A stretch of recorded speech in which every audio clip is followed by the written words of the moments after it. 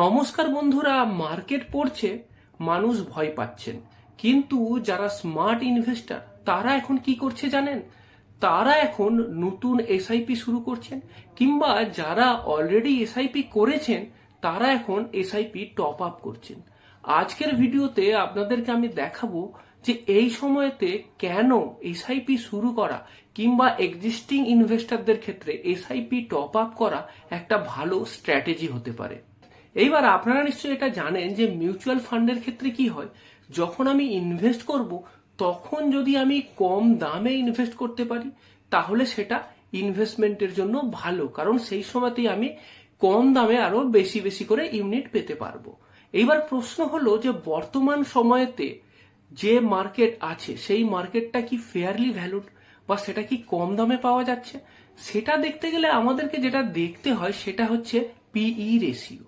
এইবার ধরুন যদি আপনি লার্জ ক্যাপ মিউচুয়াল ফান্ডের ইনভেস্টর হন, তাহলে লার্জ ক্যাপ মিউচুয়াল ফান্ড মোটামুটি আপনার নিফটি 50 বা টপ 100 যে কোম্পানিগুলো আছে নিফটি 100 তাদের থেকে বা সেই গ্যামের থেকেই স্টকগুলোকে নিয়ে তারপর তাদের পোর্টফোলিও বানায়।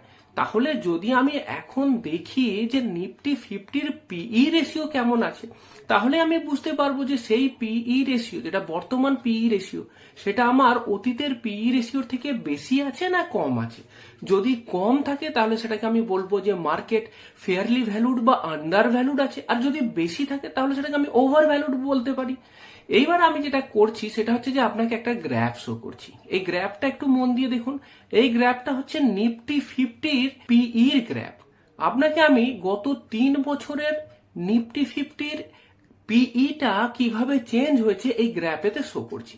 প্রথমে দেখে নিতে হবে যে নিফটি 50-র কারেন্ট পিই কত আছে।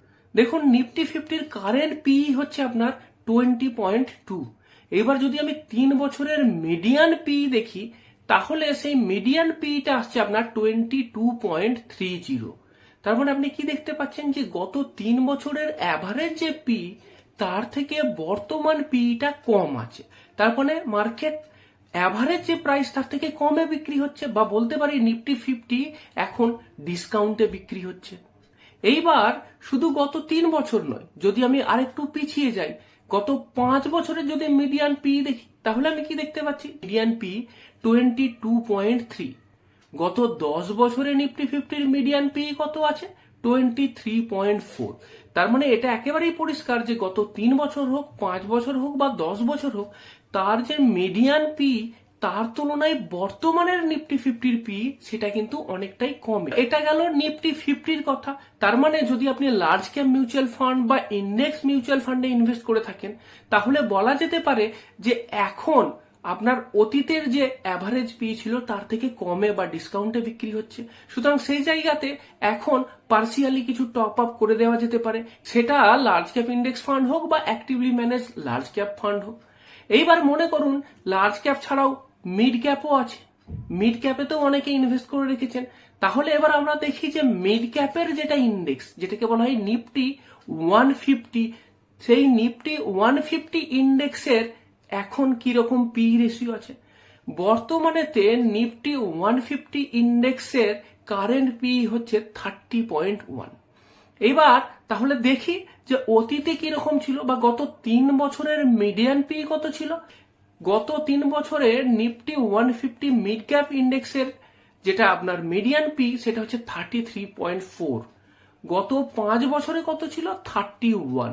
তার মানে বর্তমান ভ্যালুটা খুব একটা বেশি কারেক্ট হয়নি, গত 3 বছরের তুলনায় কারেক্ট হয়েছে ঠিকই, কিন্তু গত 5 বছরের অ্যাভারেজ পির কাছাকাছি আছে।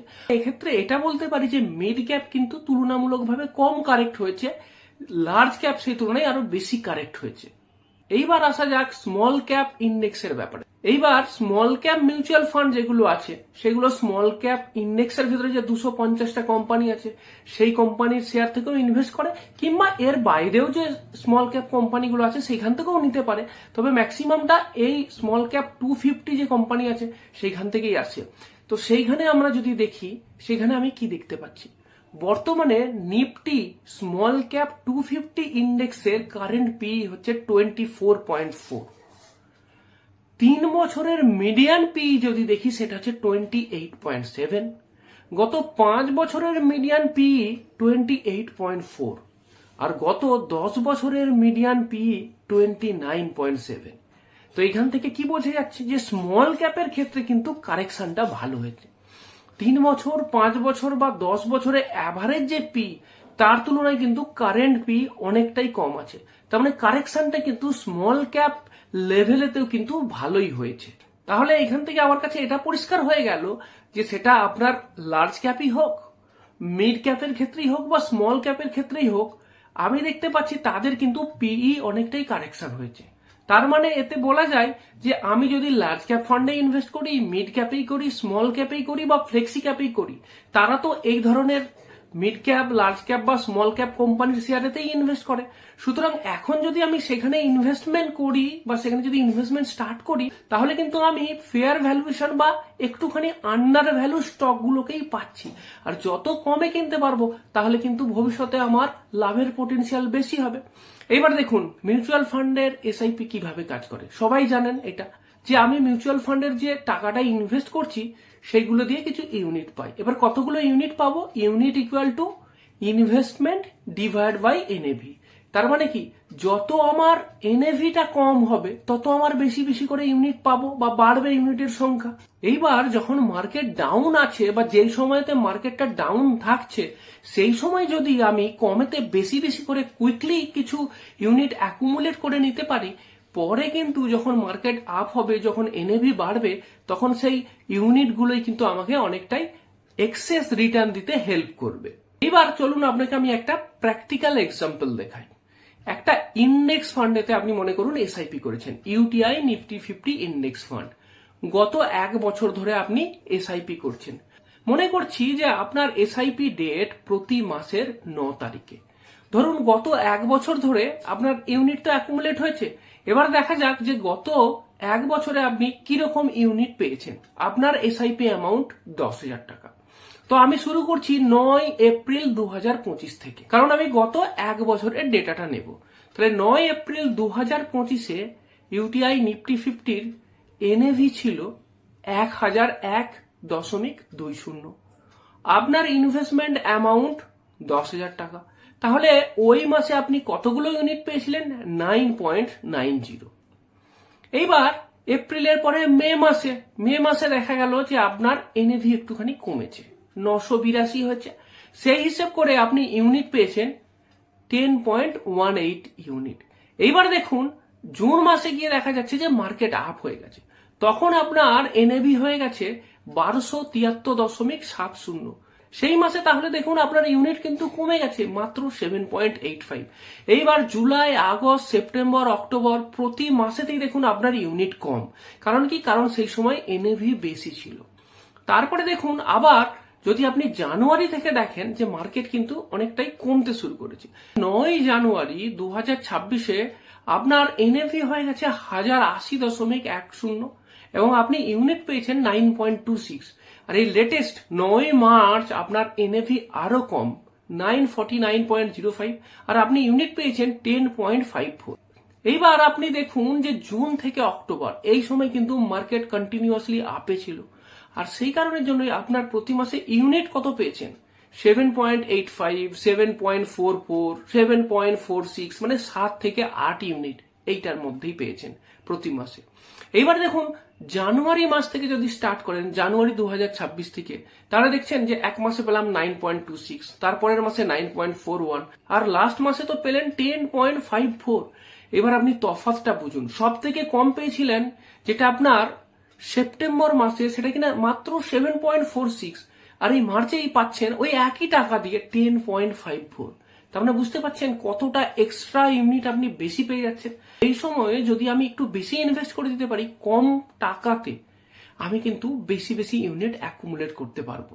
তো এইটাই হচ্ছে আসল মজা। যখন আপনার মার্কেটটা ডাউন থাকবে তখন কিন্তু এইরকম একটুখানি টাকা বেশি দিয়ে বেশি বেশি ইউনিট অ্যাকুমুলেট করে নেওয়া সম্ভব। এইবার মনে করুন যদি আপনি এক্সিস্টিং ইনভেস্টর হন, মানে আপনি অলরেডি এসআইপি করছেন, তাহলে আপনি কি করবেন?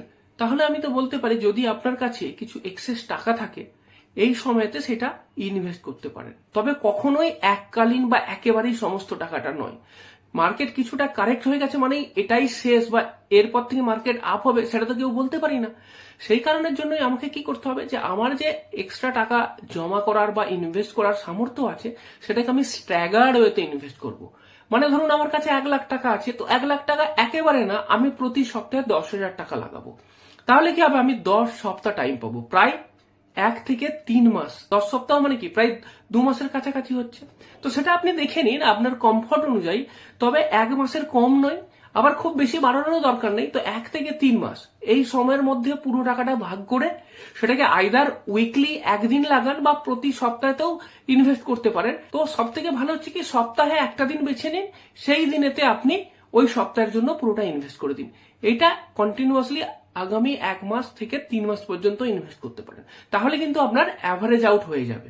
তবে এই সময়তে ইনভেস্ট করার সময় কতগুলো মারাত্মক ভুল কিন্তু আপনাকে এড়িয়ে চলতে হবে এবং এগুলো জানা কিন্তু খুব দরকারি। প্রথম, ওভার এক্সাইটেড হয়ে গিয়ে সমস্ত টাকাটাই একেবারে লামসাম করে দেবেন না। মার্কেট কিছুটা পড়েছে, ভ্যালুয়েশন কিছুটা কমেছে, ফেয়ারলি ভ্যালুড হয়েছে মার্কেট, এটা ঠিক, কিন্তু তার মানে এই নয় যে এটাই শেষ, আরো নিচে নামতে পারে যুদ্ধের পরিস্থিতিতে। সুতরাং একবারে সমস্ত টাকা ইনভেস্ট নয়, ধীরে ধীরে ইনভেস্ট করা ভালো। 2 নম্বর, এসআইপি বন্ধ করবেন না, সেটা তো আগেই বলেছি, অনেক ভিডিওতেই বলে থাকি। এখন এসআইপি তে ইনভেস্ট করা একদমই বন্ধ করা যাবে না।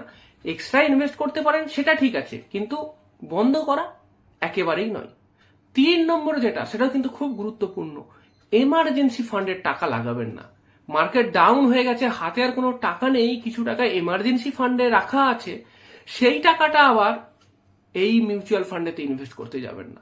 এসআইপি চলছে চলুক, হাতে যদি এক্সেস টাকা থাকে গুড, যদি না থাকে কোনো ব্যাপার না, এক্সেস ইনভেস্ট করার দরকার নেই, এসআইপিটা চালাতে দিন, কিন্তু কোনোভাবেই এমার্জেন্সি টাকা বা এমার্জেন্সি ফান্ডের টাকা এখন মার্কেটেতে লাগাবেন না। 4 নম্বর, সেটাও খুব ইম্পর্টেন্ট, ধার নিয়ে ইনভেস্ট করবেন না। যে এই সময় মার্কেট ডাউন আছে কিছু লোন নিয়ে নিলাম বা বড় করে ইনভেস্ট করব, একেবারেই নয়, কখনোই সাজেস্ট করব না। 5 নম্বর, মার্কেটের এক্স্যাক্ট বটমটাকে ধরবো বা মার্কেটের এক্স্যাক্ট বটমেতে গিয়ে ইনভেস্ট করব, এই আশা করবেন না। কেউই মার্কেটের এক্স্যাক্ট বটমকে ধরতে পারে না। সুতরাং দাম কমলে অল্প অল্প করে ইনভেস্ট করুন, এক্স্যাক্ট বটম না ধরলেও কোনো অসুবিধে নেই। আলাদা আলাদা সময়েতে স্ট্যাগার্ড ওয়েতে ইনভেস্ট করুন, আপনার কারেন্ট ভ্যালুয়েশনের থেকে সেটা কম হলেই জানবেন যে সেটা আপনার জন্য একটা বোনাস পাওয়া। আর সব থেকে গুরুত্বপূর্ণ সেটা হচ্ছে যে অ্যাসেট অ্যালোকেশনটাকে কিন্তু ইগনোর কখনোই করবেন না। ইকুইটি একটু কমেছে মানেই সমস্ত কিছু বিক্রি বাটা করে দিয়ে সমস্ত টাকায় ইকুইটিতে ইনভেস্ট করে দেবো, এই ব্যাপারটা কিন্তু কখনোই চলবে না। হ্যাঁ, এটা ঠিক, যদি আপনার স্কোপ থাকে, ইকুইটিতে ইনভেস্ট করার জায়গা থাকে, এক্সেস ক্যাশ থাকে, অবশ্যই এখানেতে দিতে পারেন, এটা একটা অপরচুনিটি, নো ডাউট। কিন্তু তার মানে এই নয় যে সমস্ত কিছু বিক্রি করে দিয়ে এইবার সব টাকা ইকুইটিতে গিয়ে ঢেলে দেবো, এটাও কিন্তু চলবে না। অ্যাসেট অ্যালোকেশনের যে ফর্মুলা সেটা কিন্তু অবশ্যই মেনটেন করুন। এইভাবে যদি আপনি চালাতে পারেন, আমার স্থির বিশ্বাস যে এইবার ইকুইটি মার্কেটেতে আপনি যে রিটার্ন পেতে পারতেন তার থেকে অ্যাটলিস্ট 1-2% এক্সট্রা রিটার্ন আপনি পেতেই পারবেন, যদি আপনি এইভাবে ফলো করে চলতে পারেন।